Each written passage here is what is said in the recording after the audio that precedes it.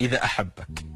قال الله: فإن أحببته، يقول عن عباده: فإن أحببته أصبحت أو كنت له يده التي يبطش بها، وبصره الذي يبصر به، وسمعه الذي يسمع به. أحبك الله.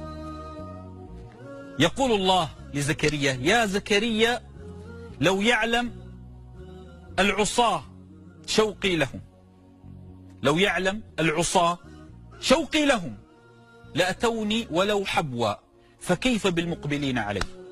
يحبك الله ويحب بك كل شيء.